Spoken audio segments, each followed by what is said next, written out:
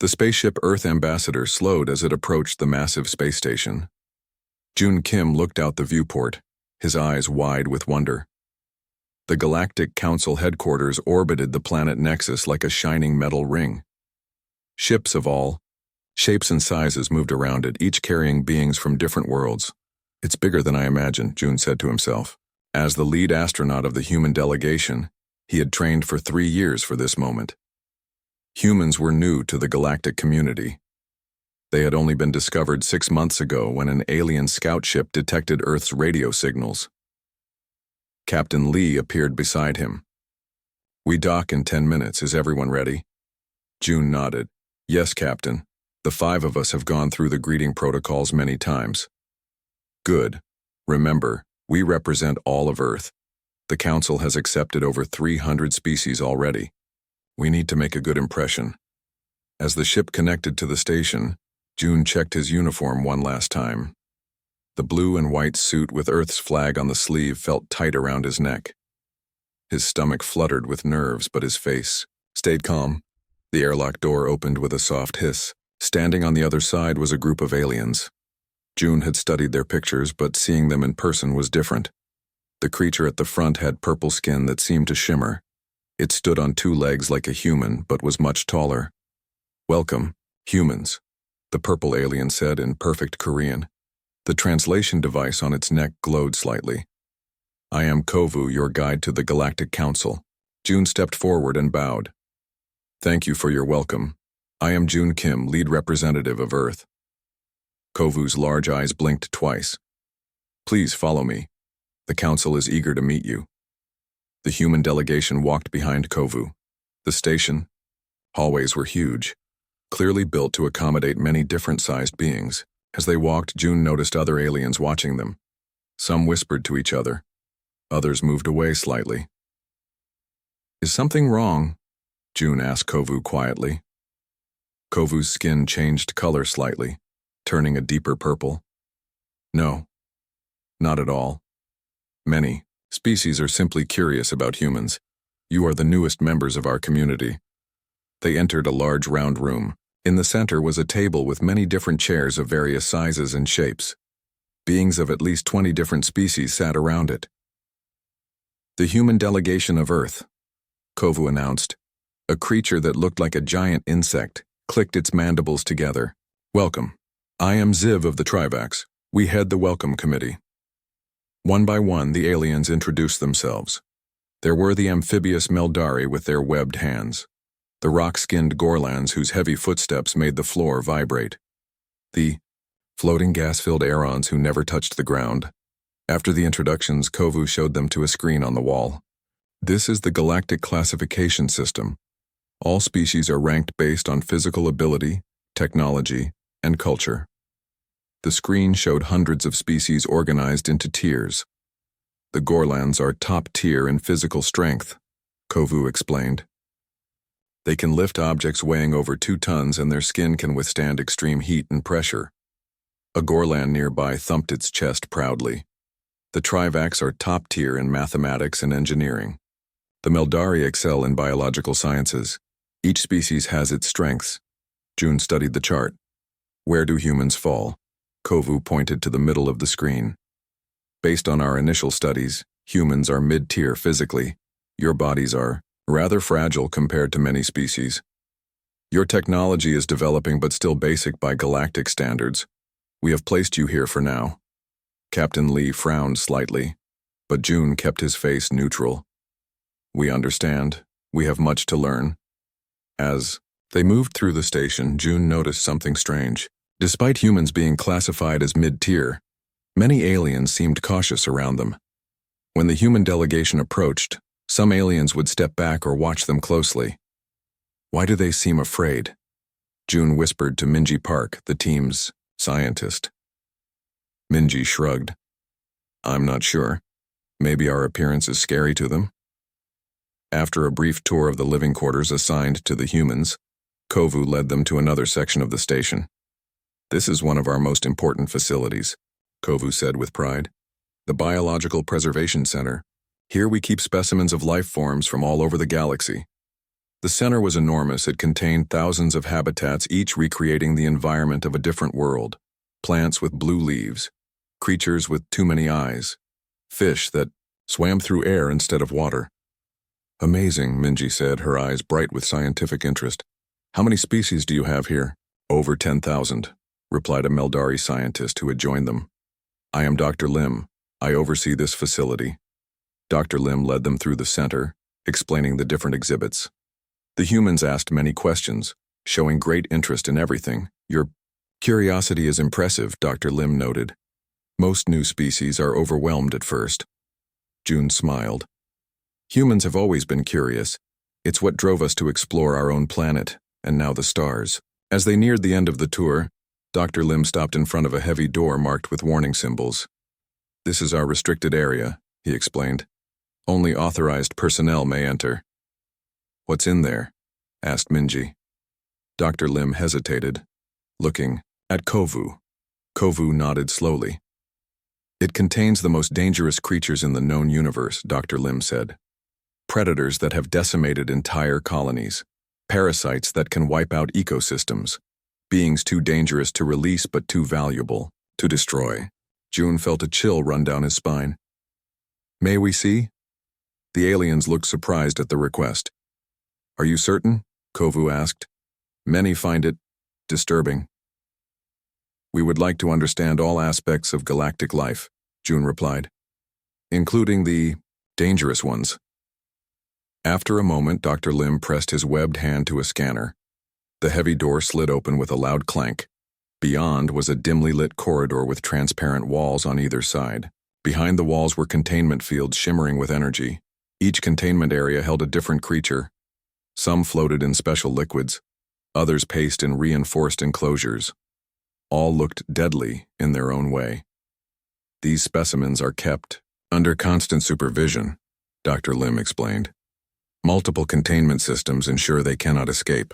The delegation moved slowly down the corridor, studying each creature with a mixture of fear and fascination.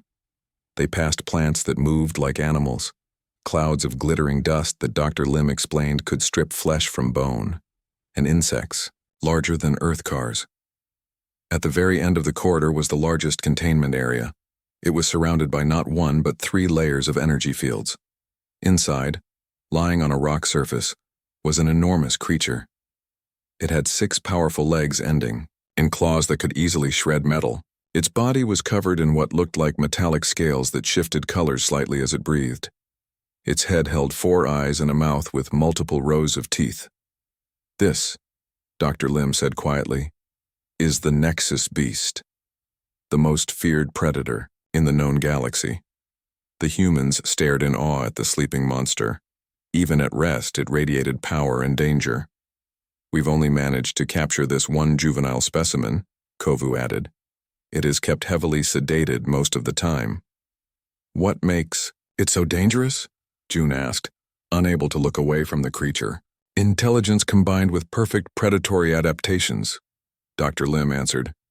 They can survive in almost any environment. They learn quickly, and they never stop hunting once they've chosen prey. As the humans watched, the beast's breathing changed slightly. One of its 4 eyes opened just a crack, revealing a pupil that glowed with an inner light. Even the Gorlans refused to approach its containment field, Kovu said. We should move on now. Tomorrow you will meet with the full council to discuss Earth's formal admission to the galactic community. As they turned to leave, June looked back, one last time at the Nexus Beast.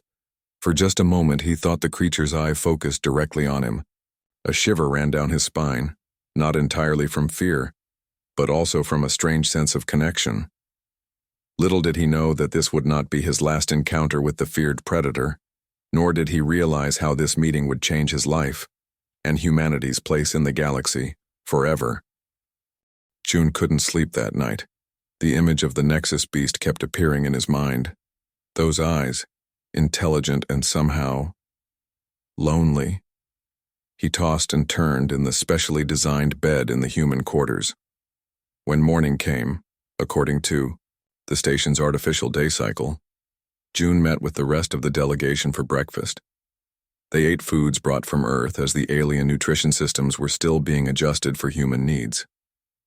"Did you sleep well?"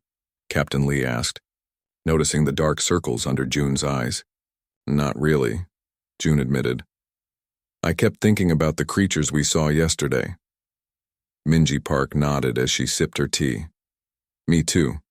Especially that last one, the Nexus beast. I've been reviewing the data they shared with us." She held up her tablet. "There's something strange about it." "What do you mean?" June leaned closer. "The reports say it destroyed 3 different colony attempts on newly discovered planets. But the attack patterns don't make sense for a simple predator." Before Minji could explain further, Kovu arrived to escort them to their first official meeting. "The council is ready for your formal introduction," Kovu announced. "But first, Dr. Lim has invited you to observe a special research session with the Nexus beast." June perked up immediately. "We would be honored." They followed Kovu back to the Biological Preservation Center.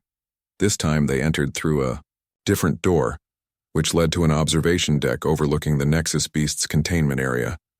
Several aliens in lab coats were already there, including Dr. Lim and 3 other scientists from different species.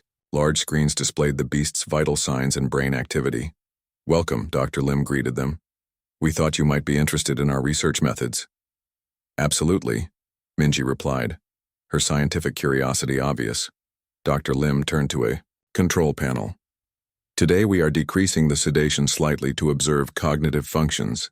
The beast has been here for 1 standard galactic year, yet we still understand very little about its mind." The humans watched as one of the scientists adjusted some controls. On the other side of the transparent wall, the beast's breathing changed. Its massive chest rose and fell more quickly. "Brain activity increasing," reported a Trivac scientist, its insect-like appendages moving rapidly over a console. "All normal parameters so far." The beast's 4 eyes opened slowly, one after another. They glowed with an eerie blue light. Its head lifted slightly, turning toward the observation window. "Can it see us?" June asked. "No," Dr. Lim assured him. "The window appears as a solid wall from its side. We can observe without influencing its behavior." The beast rose to its 6 legs. It was even more impressive awake than asleep.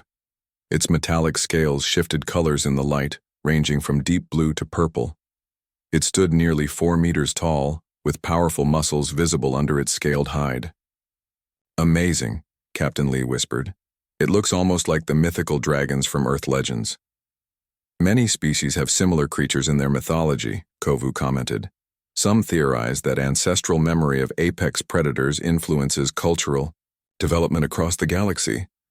The beast began to pace its enclosure. Its movements were graceful despite its size, each step precise and controlled. "Notice the intelligence in its movements," Dr. Lim said. "It's constantly testing boundaries, looking for weaknesses. That's why we keep 3 separate containment fields active at all times."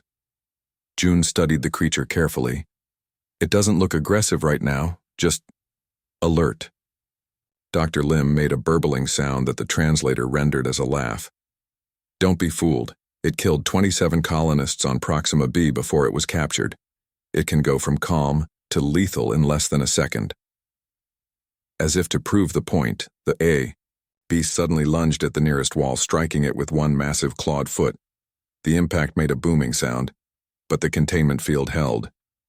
The beast backed up and tried again at a different spot. "It's testing the field strength," the Trivac scientist noted.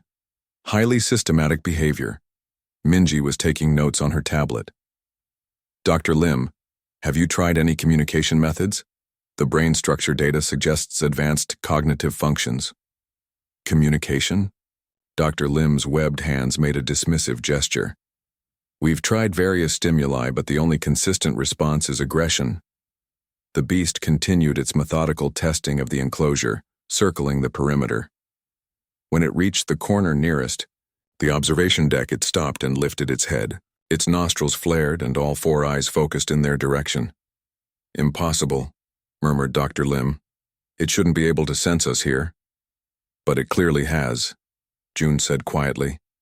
Suddenly alarms began to sound. Red lights flashed throughout the lab. "What's happening?" Captain Lee demanded. The Trivac scientist's mandibles clicked rapidly in agitation. Energy fluctuation in the primary containment field. The regular maintenance cycle activated automatically, but it's causing a phase disruption with the secondary field. On the screens, warning symbols flashed. The innermost energy field surrounding the beast flickered visibly. "Implement emergency protocols," Dr. Lim shouted. "Increase sedation levels immediately." The scientists rushed to different stations. Kovu stepped in front of the human delegation. "We must evacuate you to safety," Kovu said urgently. "This is a serious containment breach risk." Through the window, they could see the beast becoming more active. It began striking the weakened field more forcefully, sensing the vulnerability. Its powerful body slammed against the barrier repeatedly. "The sedation system isn't responding," called one of the scientists. "The field instability has affected the delivery mechanism." "Alert Security Chief Dorn," Dr. Lim ordered. "Prepare lethal countermeasures if necessary." June felt his heart race as he watched the beast's increasingly frantic attacks on the containment field. But something caught his attention: the pattern of its movements, the way it held its body. It reminded him of something. "Wait," he said, studying the creature more carefully. "Something isn't right." "Of course something isn't right," Kovu replied tensely. "The most dangerous predator in the galaxy might break free at any moment." "No, I mean its behavior," June insisted. "Look at its posture, the way it's holding its head, the rapid eye movements." Minji moved beside him, watching intently. After a moment, her eyes widened. "June's right. That's not predatory aggression. Those are stress responses." "What do you mean?" Dr. Lim asked, pausing in his emergency procedures. "On Earth, we've studied many predator species," Minji explained quickly. "This behavior pattern is consistent with fear, not hunting." The beast slammed against the field again, making a high-pitched sound that echoed through the speakers. "That's not a roar," June said with growing certainty. "It's a distress call." The aliens looked at them in disbelief. The field flickered more visibly now, and the beast's attacks grew more desperate. "Evacuation protocol is mandatory now," Kovu insisted. "Security forces are on their way." As they were ushered toward the exit, June stopped and turned to Dr. Lim. "Please, let me try something. I think I understand what's happening." "Absolutely not," Dr. Lim replied. "It's too dangerous." "The beast is terrified," June argued. "It's not trying to escape to hunt, it's panicking because it feels threatened. If we can calm it down, we might prevent a disaster." Dr. Lim's large amphibian eyes blinked rapidly. "What are you suggesting?" "Let me approach the outer containment area. I won't go near the actual enclosure, but I might be able to show it that we're not a threat." The room fell silent except for the blaring alarms and the beast's continued impacts against the field. "This is insanity," Kovu stated flatly. "Actually," Minji said, stepping forward, "Earth humans have a long history of working with dangerous predators. Our ancient ancestors even domesticated wolves, pack hunters that were apex predators in their habitats." Before anyone could respond, the door burst open. A tall, heavily armored alien strode in, followed by 6 security officers, carrying what looked like weapons. "Security Chief Dorn," Dr. Lim said with visible relief. "We have a serious situation." The security chief's face was covered by a helmet, but the voice that emerged was deep and commanding. "Evacuation procedures are in effect, all non-essential. Personnel must leave immediately." The containment field flickered again, more severely this time. The beast let out another distress call, louder than before. "Please," June said, addressing the security chief directly. "I think I can help, but we need to act quickly." Chief Dorn turned toward June, the featureless helmet regarding him silently for a long moment. "You understand this will be at your own risk?" Dorn finally asked. "I do." "June, no!" Captain Lee protested. "This is too dangerous." "I'll go with him," Minji said firmly. "We'll be careful." After another moment of consideration, Chief Dorn nodded once. "Very well. But at the first sign of true danger, my officers will take lethal action to protect this station. Is that understood?" June nodded solemnly. "Understood." As the security team prepared the outer chamber, June and Minji exchanged a determined look. They were about to attempt something no species in the galaxy had dared to try. Approaching the most feared predator in known space, not with weapons or force fields, but with understanding. June and Minji stood in the preparation room outside the beast's enclosure. 2 security officers helped them put on protective suits, the standard gear for anyone entering high-risk areas of the station. These won't stop the beast if it decides to attack, one officer warned. They're designed for environmental hazards, not predator claws. We understand, June replied calmly. His heart was beating fast, but his mind was clear. Minji checked her suit seals and then turned to June. Remember what we discussed about large predator approach techniques? June nodded. No sudden movements, no direct eye contact at first. Show we're not a threat. And most importantly, Minji added, respect its space. We need to let it choose whether to engage with us. Through the intercom, they could hear the aliens arguing in the control room. This is unprecedented. Dr. Lim's voice sounded agitated. No species has ever voluntarily approached a Nexus beast. Let them try, came Chief Dorn's steady reply. But keep the emergency protocols ready. The door to the outer containment area slid open. This was a buffer zone, a space between the main lab and the beast's actual enclosure. It had its own containment field, providing an extra layer of security. From here, they could see the beast clearly through the transparent inner wall. The creature was still agitated. It paced back and forth, occasionally striking at the flickering energy field. The metallic scales along its spine were raised, making it look even larger. Containment field stability at 68% and dropping, announced a voice over the speakers. You have approximately 10 minutes before critical failure. June and Minji stepped into the buffer zone. The door closed behind them with a heavy thud. Can you hear us? June asked. Yes, replied Dr. Lim. We're monitoring everything. The beast can see you now. Indeed, the moment they entered, all 4 of the beast's eyes locked onto them. It went, completely still, watching. Then it let out a low, rumbling sound that made the floor vibrate. In the control room, the aliens backed away from the window. It's going to charge, Kovu predicted fearfully. Be ready to evacuate them. But June had spent years studying animal behavior on Earth. He recognized the beast's posture, alert but not yet aggressive. It was assessing them, trying to determine if they were a threat. We're going to move very slowly, June said, both for the aliens' benefit and to keep himself and Minji calm. No sudden movements. Minji nodded and they began to walk forward at a measured pace. They kept their hands visible and their posture relaxed. The beast watched their approach, its head moving slightly to track them. When they were about 5 meters from the inner containment field, it made that rumbling sound again. Stop there, Chief Dorn ordered through the intercom. That's close enough, but Minji shook her head. It's warning us, but it's not attacking. That's actually a good sign. The beast lowered its massive head to better see them. Its 4 eyes blinked in sequence, first the upper pair, then the lower. Its pupils are dilating and contracting, June observed. It's trying to focus on us better. I think it's curious. In the control room, the aliens watched in disbelief. This is unexpected, Dr. Lim admitted. Normally it charges at any movement. The containment field flickered again, more severely this time. The beast flinched at the energy discharge and backed away from the barrier. Field stability at 52%, announced the monitoring system. Critical failure imminent. We need to try something else, June said to Minji. It's still too agitated by the energy discharges. Minji thought for a moment. On Earth, when approaching scared large animals, some handlers use verbal cues, soft, consistent sounds. June nodded and began to make a soft clicking sound with his tongue.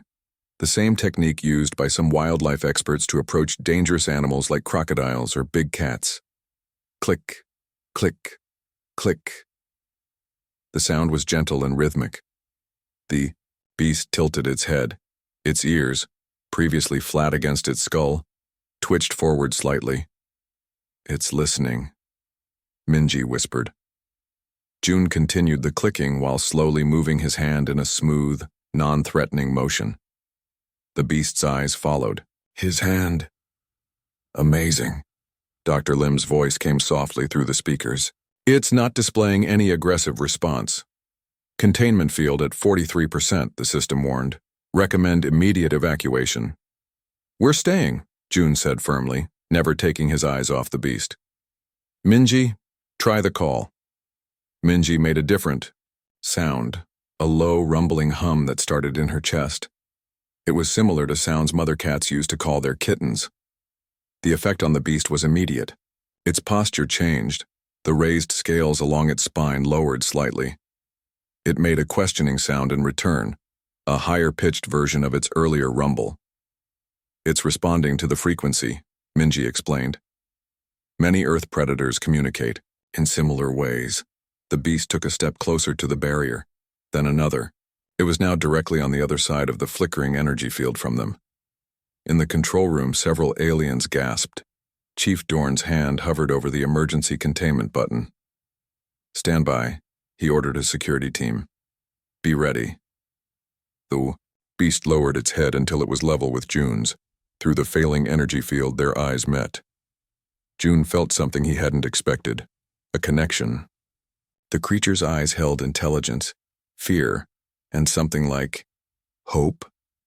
Slowly, very slowly, June raised his hand, palm outward, toward the containment field. The beast watched the movement carefully. Containment field at 31%, warned the system. Field collapse in 3 minutes. What happens when the field fails? June asked, not moving his outstretched hand. There was silence for a moment before Dr. Lim answered. The emergency systems will activate. Lethal force will be authorized.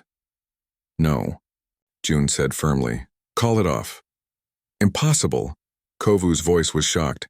It would kill everyone on this level. I don't think it will, June replied. Look at it. Really look. It's not preparing to attack. Indeed, the beast had relaxed its posture further. It was now sitting on its haunches, still watching them intently. I believe June is right, Minji added. Its body language has completely changed. The containment field flickered violently and then stabilized at a much lower intensity.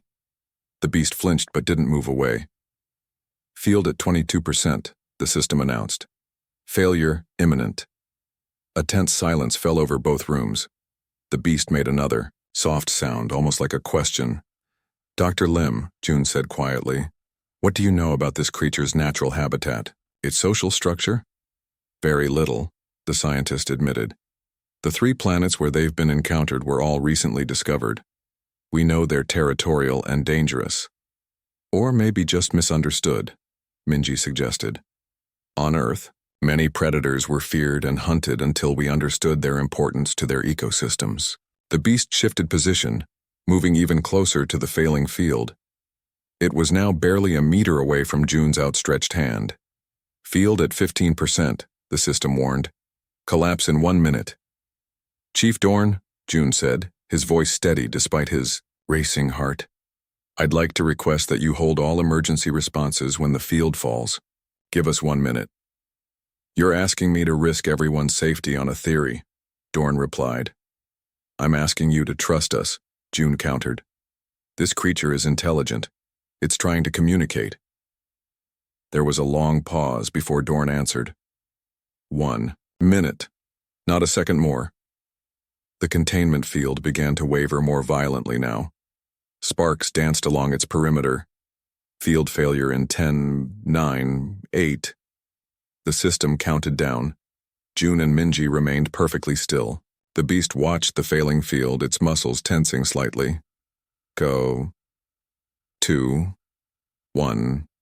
Containment field offline.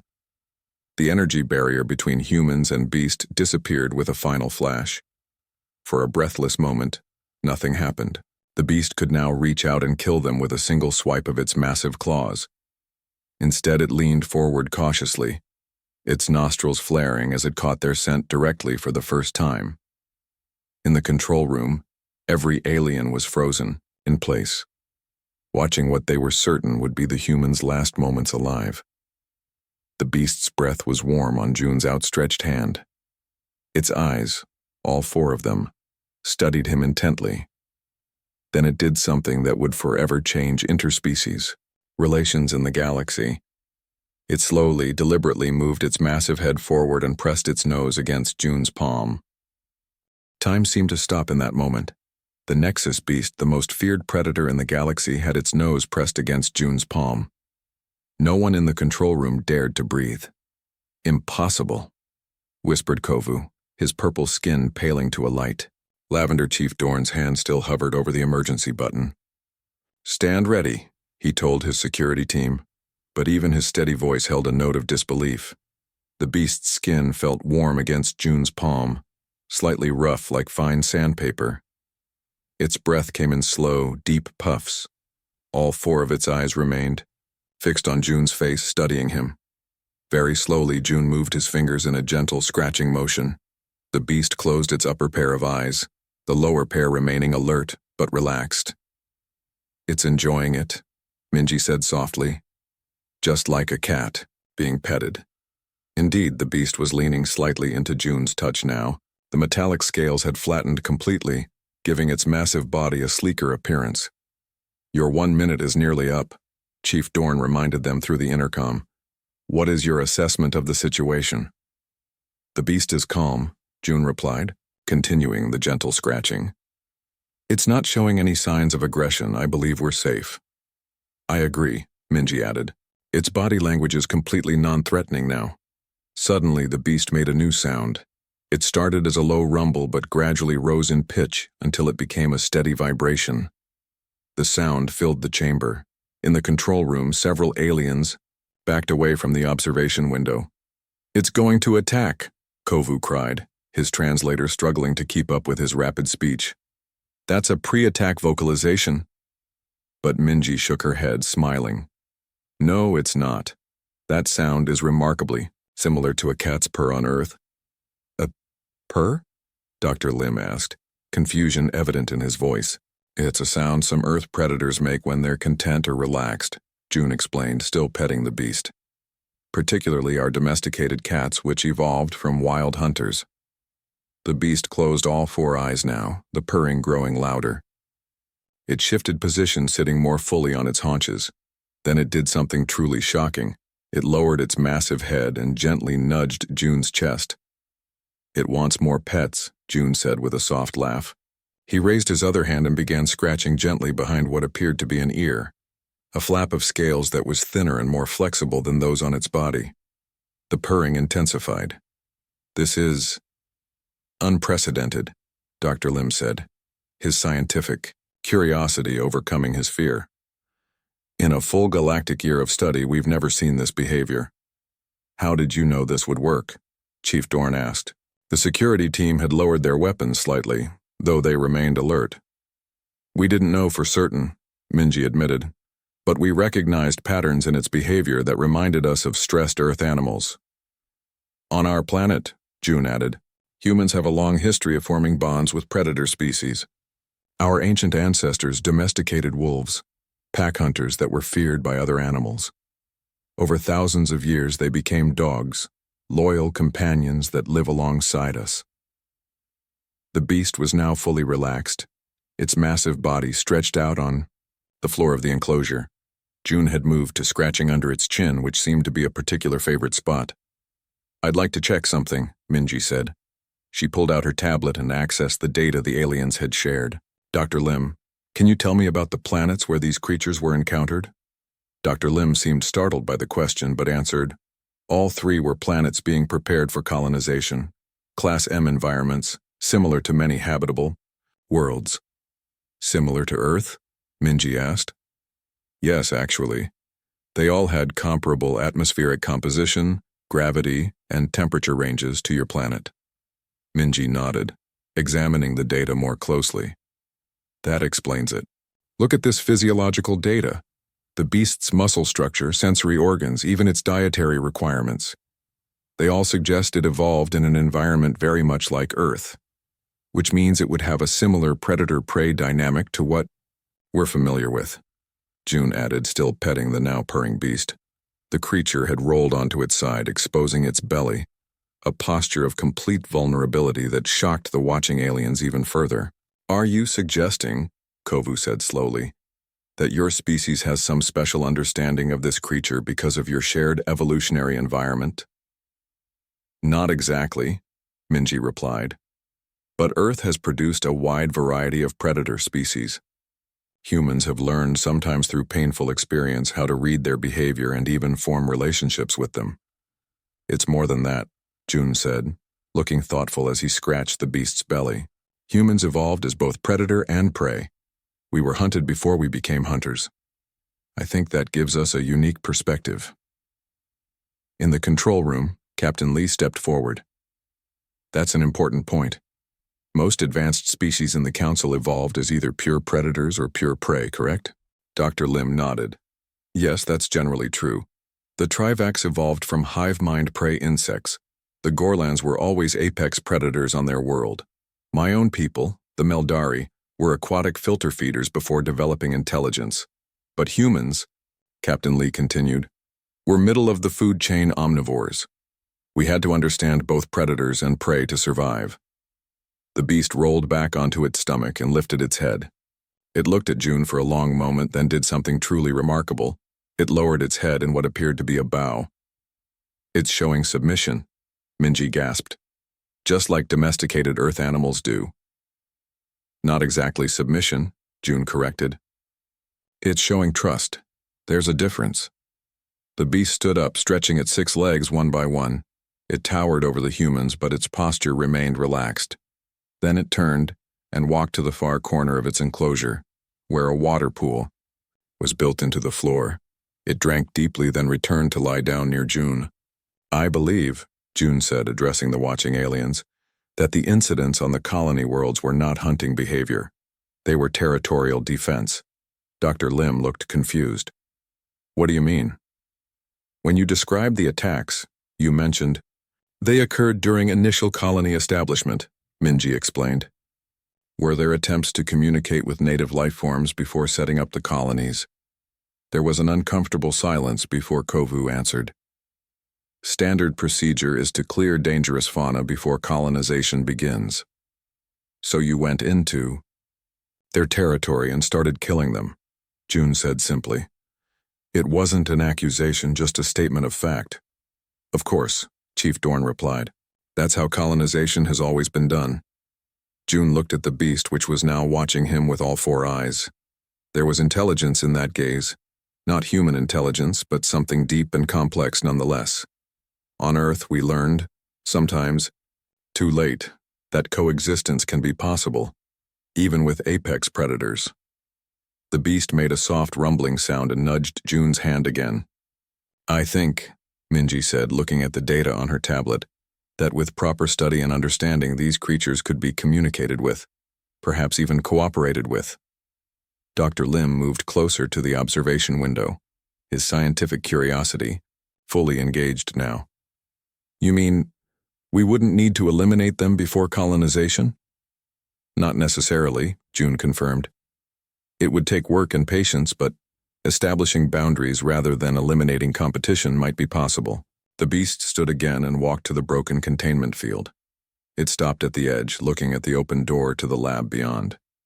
It wants out, Chief Dorn said, his hand moving back toward the emergency button.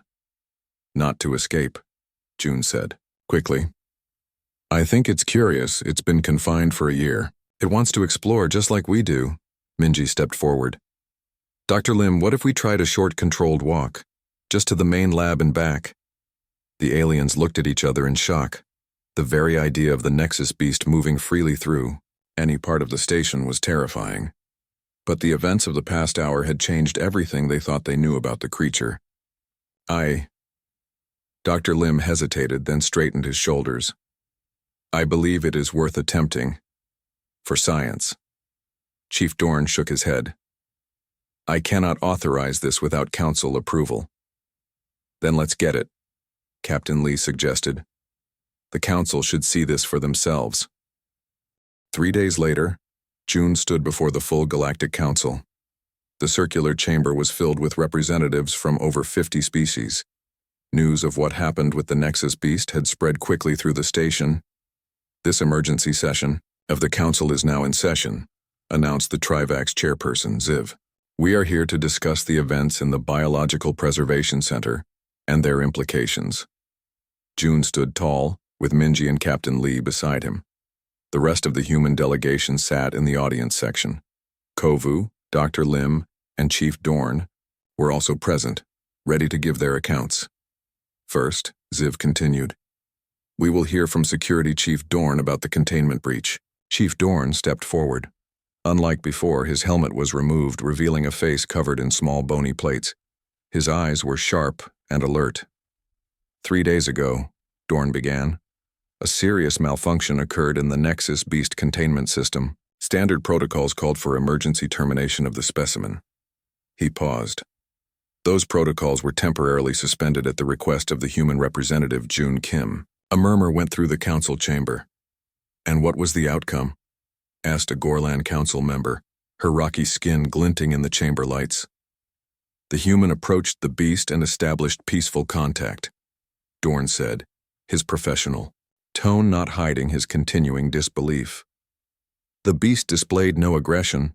In fact, it showed behavior consistent with—" He seemed to struggle with the concept. "Affection." The chamber erupted in exclamations and questions. Ziv had to tap a sound device several times to restore order. "Dr. Lim," Ziv said when quiet returned, "as our chief xenobiologist, what is your assessment?" Dr. Lim stepped forward, his webbed hands clutching a datapad. "In one galactic standard year of study, we observed only aggression from the Nexus Beast. Yet in a single encounter, the human June Kim achieved peaceful interaction." He displayed a series of images on the large screens around the chamber, the beast pressing its nose to June's hand, lying calmly beside him, even following him on a brief controlled walk through the outer lab. "After extensive testing, Dr. Lim continued, we have confirmed there was no external influence, no chemicals, no hidden technology. The humans simply understood the creature in a way we did not." "How is this possible?" asked an Aeron council member, their gas-filled body floating above their designated platform. Minji stepped forward. "With the council's permission, I would like to present our findings." After receiving a nod from Ziv, Minji activated her own data display. It showed comparative images of Earth predators alongside the Nexus Beast. "Humans evolved on a planet with many dangerous predators," she explained. "Over thousands of years, we learned to observe and understand them. Some we domesticated and formed bonds with. The display showed wolves, then domestic dogs, wild cats, then house cats. The Nexus Beast's behavior patterns are remarkably similar to large predators from Earth. Its distress signals, body language, and even its purring mechanism parallel those of our own world's apex hunters." "Are you suggesting we could domesticate these creatures?" asked a shocked council member. "No," June interjected. "Domestication takes generations, but we can understand them, communicate with them on a basic level, and potentially coexist with them." He stepped forward and continued, "The beast's attacks on your colonies weren't random aggression. They were territorial defense. It perceived your arrival as a threat to its home and responded accordingly." The council chamber was silent as the aliens considered this possibility. "Since the incident," Captain Lee added, "we've reviewed the data from all 3 planets where Nexus Beasts were encountered. In each case, the attacks began after colonists started clearing land and eliminating local wildlife." Kovu stepped forward. "This changes our understanding significantly." "It changes everything," June said simply.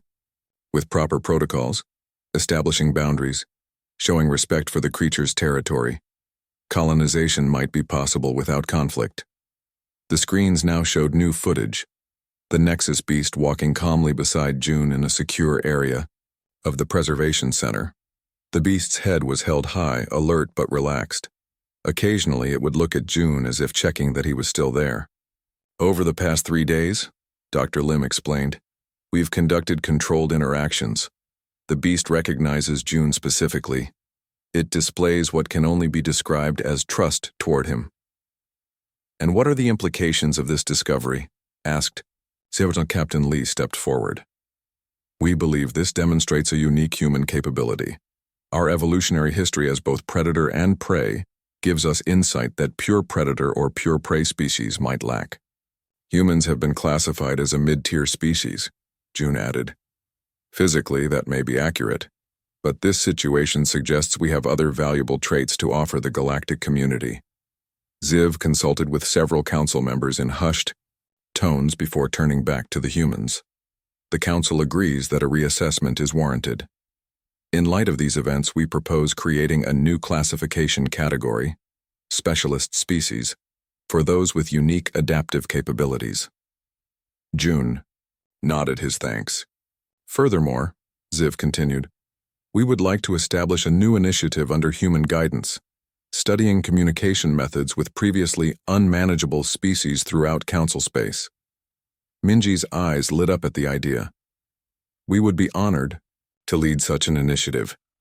There is one more matter, Dr. Lim said, stepping forward again. The Nexus Beast has formed a clear bond with June Kim. Separating them now could undo all the progress we've made. Therefore, I propose that the beast remain under joint human council care, with June as its primary handler. June looked surprised.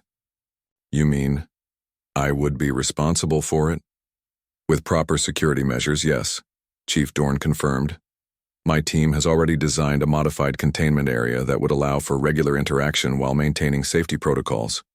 The council discussed this proposal at length before Ziv announced their decision. The council approves this arrangement on a trial basis.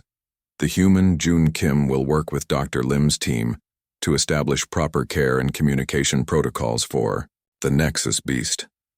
After the session ended, June, Minji, and Captain Lee walked through the station's central garden. The news of the council's decision had spread quickly, and aliens who had previously avoided the humans now watched them with new interest.